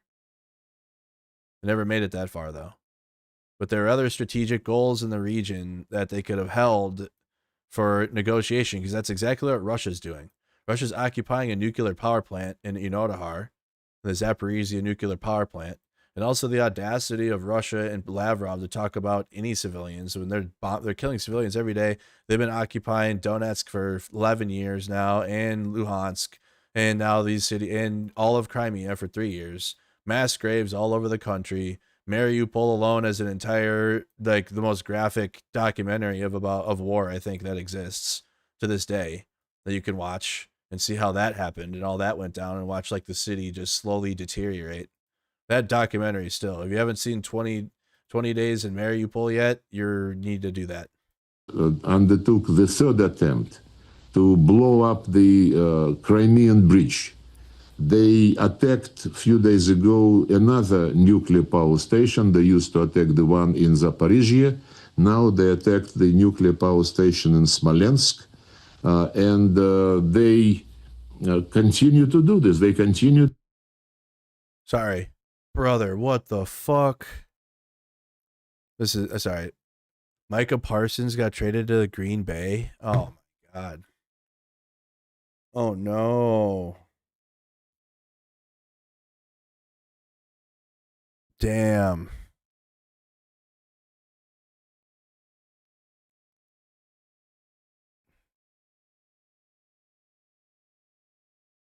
Cowboys traded Micah Parsons to the Green Bay Packers. Sorry, if you're in Europe, you don't know what that means, but that's our rival team, obviously. What the to exercise terrorist attacks. By the way, if you're a Cowboys fan, you should just stop.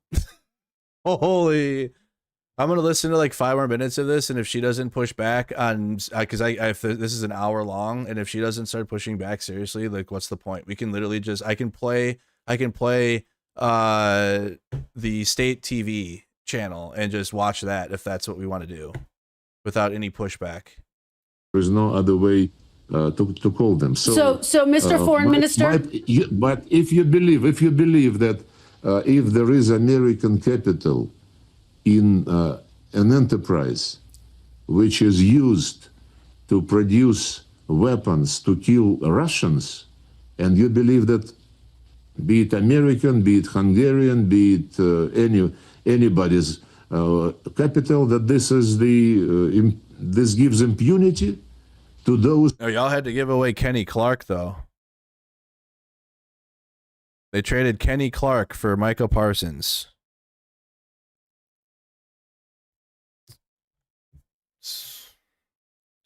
Kenny Clark is a good run stopper and scary, but Micah Parsons also can do that.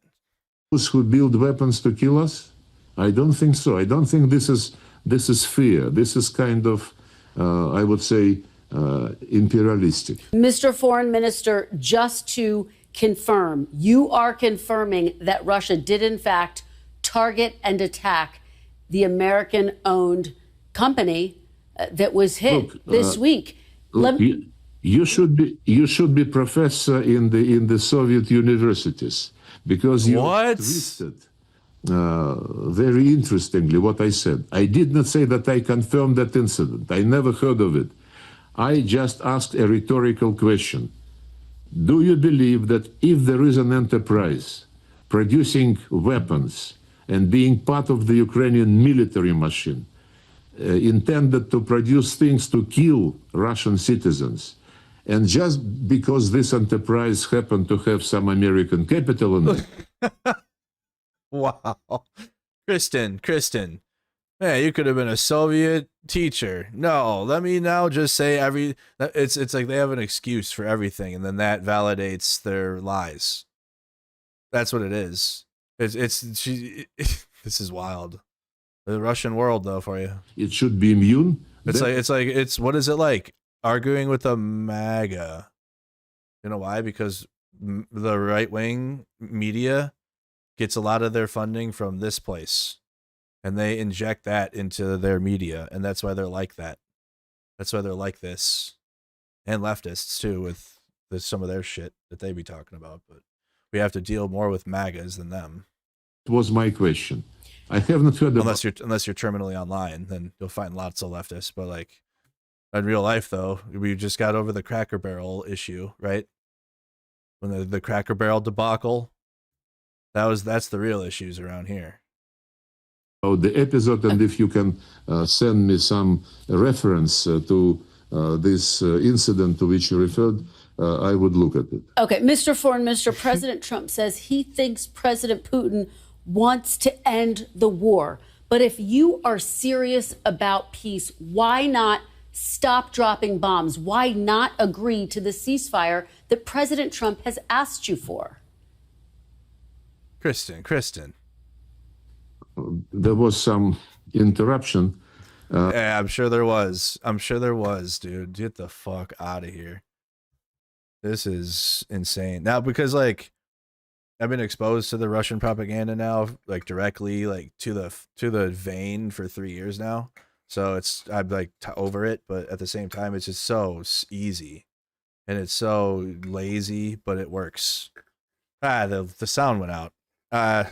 Anyways, just get fucked, bro. But we are dropping bombs. We come again and again to the same issue. We are dropping bombs on the military targets, which are directly involved in building Ukrainian military machine, targeting the Russian civilians. Christian, you're not listening. And continuing the war which Ukrainians started by instigation from Biden administration. From Biden. Biden did it. The Europeans, those who supported the coup in 2014 and later they supported what the fuck? Was doing everything to turn Ukraine in an instrument to contain Russia, and lately, a few years ago, it was announced an instrument to contain Russia. That Ukraine is an instrument to inflict strategic defeat on the Russian Federation. But inflict strategic defeat on the Russian Federation. You've done that to yourself.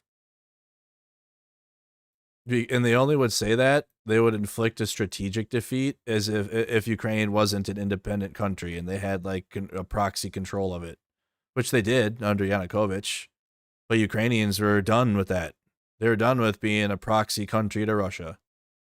They want independence. And guess what? The best independence in the world, and you leftists, the best independence in the world is backed by Western security. That's it. I didn't make the rules. You can't get better. You can't get a better opportunity for your independence and freedom of your country without the Western, the militaries and the security forces. What the fuck? What's your other option? If you don't do what we want, we invade you. The worst case scenario, if you don't join NATO, is you don't join NATO, and then you're on your own. And then you can work alongside NATO, like Finland and Sweden were doing. But you're just you're a country, you have your independence, NATO will, thoughts and prayers, yeah. Maybe try to work some deals to get you some support, but you're just not a part of it. If you don't do what Russia wants, you literally get killed. Or your leaders get poisoned or thrown out of a window. So you choose human on this earth. You can choose no alliance to anything, which that's a choice for sure. And many countries are like that. They don't have any. They're a part of economic alliances and stuff, but they're not a part of security. But they're not really like on the chopping block for imperialism, so they're fine. They don't need to be a part of that. Other countries that have like rich agriculture, like Ukraine, that can feed the entire global South, and Russia wants, and it's a mining hub from the Soviet Union times. Russia wants that country, and they want to do everything they can to take it, like they have been. They're trying to. So the only actual meaningful security would be the Western security, which is NATO, and there's no other option of better security than that. When I give the examples of what we are doing, and this has been explained repeatedly, if you can provide us a proof that we hit any civilian target without, indiscriminately, a target not linked to the military machine of Ukraine, we would be looking into this. Mr. Foreign Minister? The facts of Ukrainian. I think I should interview you. The facts of I think I should interview you. Hitting. How about you? Okay, this is bad. Does she get cooked? This is so nice of nice. So nice of Lavrov to have her. I'm not watching anymore now. I'm gonna take this. This is my interview now. Mr. Foreign Minister. That was terrible. That had to be the worst interview with a Russian I've ever seen, and that's saying something. That was bad. Just sitting there, and if you listen to him, you're gonna fall asleep. So I don't want that. That's bad. That's sleepy content because he is just the worst to listen to, in general. So again, but if I wanted to listen to Lavrov unfiltered, I'd pull up RT. I can watch RT and I can watch the media monitor all day long if I wanted to. I can listen to cracked out. Fucking what's his name now? Solovov. Yeah, I can listen to this I can listen to this cocaine addict, this dude. Главные темы обсуждения на всех уровнях. Трамп несколько раз прямым текстом заявил, что за происходящее на европейской территории. Okay, we can just do this. Same thing. Lavrov was speaking in English, though. Russian laws is as of August 28th, 880 troops, 7 AFVs, 120 vehicles and fuel tanks, 4 tanks, 40 artillery systems, 325 UAVs, 2 multiple launch rocket systems, 2 special equipment, and that is the Russian losses as of August 28th overall by the numbers. I already kind of gave a little bit of a map breakdown of what's happening, but just to remind you, the hottest spot of the war right now would be the Pokrovsk direction. Yeah, the Ukrainian counterattacks were still holding. The Russians were trying to advance into the Oblast to try to take more of the Donetsk Oblast because of the weakness of Trump and America now when it comes to aiding Ukraine. And we have a major Russian strike in Kyiv that happened overnight. Well, this morning for you, yesterday morning for Ukraine would have been this morning for us, early morning. Trump admin offers subdued response to Russia's assault on Kyiv. President Trump was not particularly perturbed by Putin's overnight bombardment of Kyiv. Because what else would it take then? There is no situation that Russia could escalate more. I don't know. If it was like there's nothing that Russia could do to impact Ukraine civilians by killing them that would like spark Trump's like, okay, now we gotta change. They're not interested, no matter what, no matter how many civilians are killed, no matter where it is. You could have the same situation in Lviv, and which has happened, but like a big missile strike in Lviv and kill a bunch of civilians right on Poland's border, and it would be the same thing. Both sides are bad. That's what the administration would say. I don't think he's true. Has he said anything new?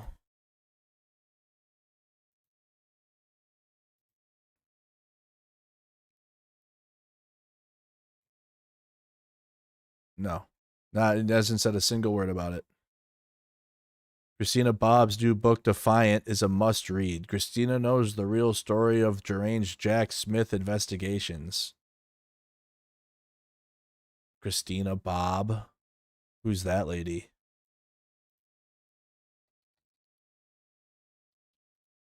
Not Bobby Brown.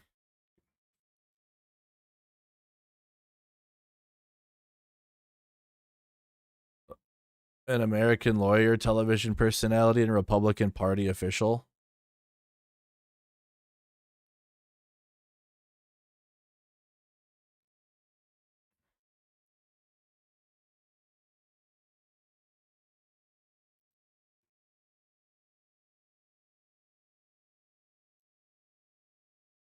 Trump lawyer could spend the rest of her life in prison. Obviously, it didn't happen. Christina Bob, former lawyer to Donald Trump, said she could spend the rest of her life in prison following a recent indictment in Arizona. Bob, who lives currently as head of the Republican National Committee's Election Integrity Unit, was recently indicted by Arizona Attorney General Chris Mays in connection to alleged attempts to overturn the result. Nice.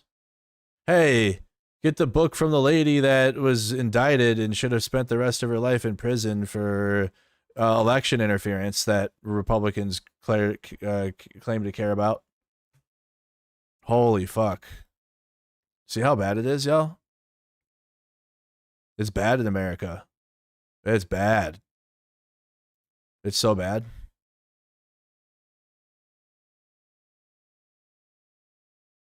While appearing on Steve Bannon's War Room podcast, Bob spoke about the recent indictment against her and was asked how many years in prison she could face for the 9 felony counts against her. She said several decades, probably. Yeah, I assumed it would be the rest of my life in prison. You got like full-on criminals running the Republican Party. And pedophiles. Defiant. He wrote a foreword in it. Wow.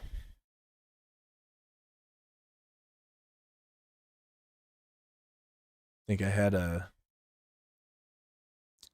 bookmark. I think I saved something. Maybe I didn't. No. Damn it. Did I respond to it?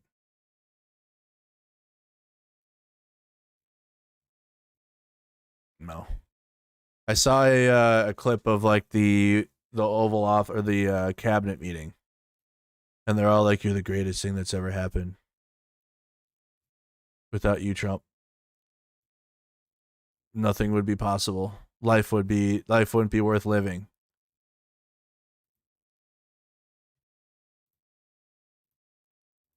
Let me see if we can find it. Trump.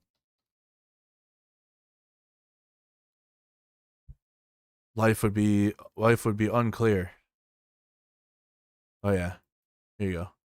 If you all haven't stopped by the Department of Labor, Mr. President, I invite you to see your big, beautiful face on a banner in front of the Department of Labor, because you are really the transformational president of the American worker, along with the American flag and President Roosevelt. Working for this government, for you, is the greatest honor of my life. I tell it to everybody, and I really do feel that way, and I thank you. You have breathed life back into the profession of law enforcement. Your respect for law enforcement is so incredible. It's making a difference. This is just such a great opportunity, really, to recognize your leadership as a true champion for working people. Well, everyone knows there's no stronger advocate for hardworking American families than you. Well, Mr. President, first of all, thank you for the opportunity to work for you. Our country has never been so secure thanks to you. You have brought us back from the edge. And there's only one thing I wish for, that Noble Committee finally gets its act together and realizes that you are the single finest candidate since this Nobel Award was ever talked about, to receive that reward. It's pretty great to celebrate Labor Day with Builder, who loves labor. The great Trump projects have come from the very men and women we're going into this weekend to celebrate. Thank you for saving college football, by the way. We're all very grateful.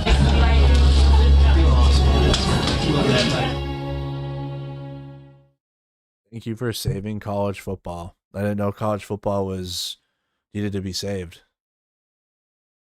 That's America. That's where we're at. Dear leader.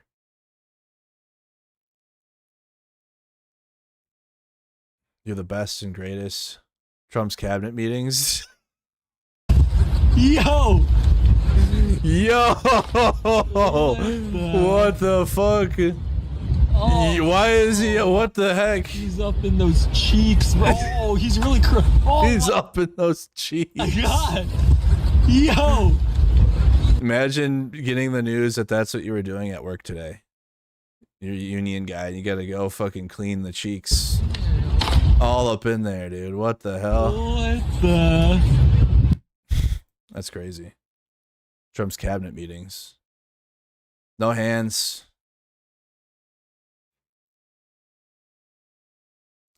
That's wild.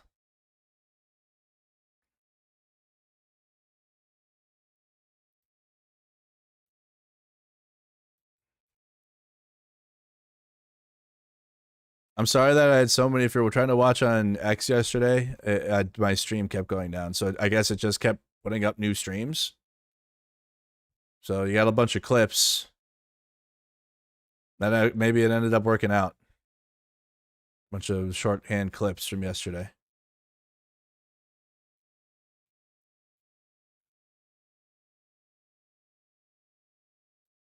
Yeah, I'll go. Don't tell my wife and kids, but this is the happiest day of my life.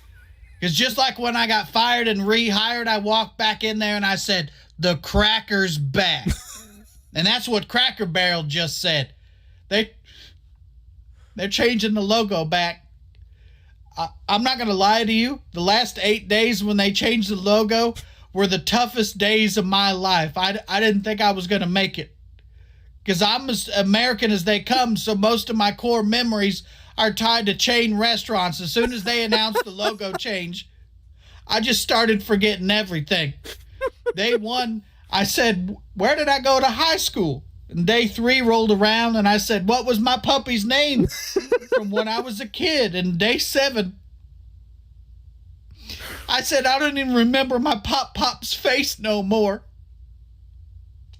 Then they changed the logo, and all my memories flooded back. And now I don't have to go to the nursing home to remember what my Pop's face looks like. That's 2 good things. It's just a good day, and we're not stopping there. We're bringing back Aunt Jemima. We're bringing back a Land O'Lakes lady, Uncle Ben, both Rice and Spider-Man, and hell, we might even put the cocaine back in Coca-Cola. That sounds like a project for the 2 juniors, Don and RFK. And make no mistake, this was all because of our president, President Dark Hands. Seen right here, looking like he got bit by... President Dark Hands. This is crazy. President Dark Hands. Seen right here, looking like he got bit by a zombie and didn't tell nobody. He tweeted out, he said, you change the logo back right now. And when that man rambles, people listen. Cracker Barrel, they're like, oh, we're sorry, President Dark Hands. We'll change it back right now, master. He gets stuff done. You know, I can't afford food and health care and housing, but my president, he pulled out all the stops for the important stuff. Cracker Barrel. President Dark Hands, if you're watching this, please can you get WCW to change the logo back to the old one so I can finally sleep at night?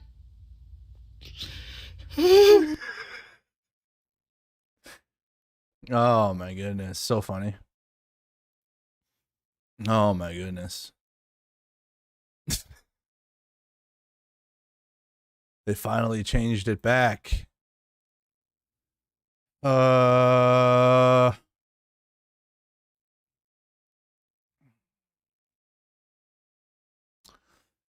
wow. They had a CDC walkout in Atlanta. Wasn't that the CDC in The Walking Dead? That's fun. That was there was a lot of people watching that earlier today. It's just some side news. Yeah, I don't know how to make sense of it. Destiny and Ethan are clashing. I don't think it's going well for Ethan. I think that he fucked up.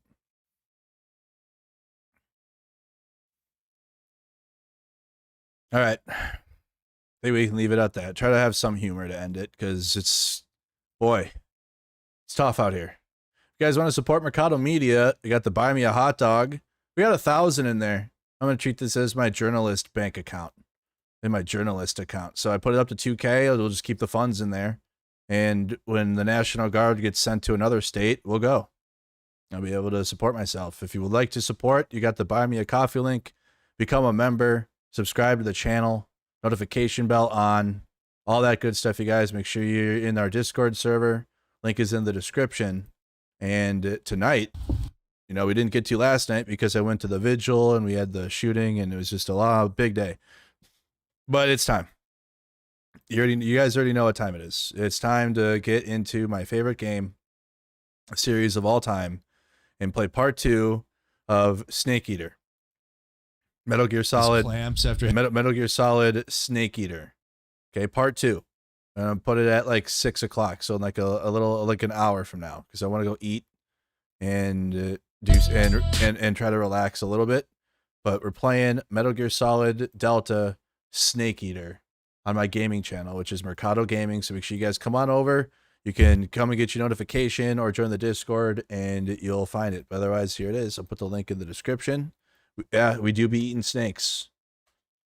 We do be eating snakes. All right.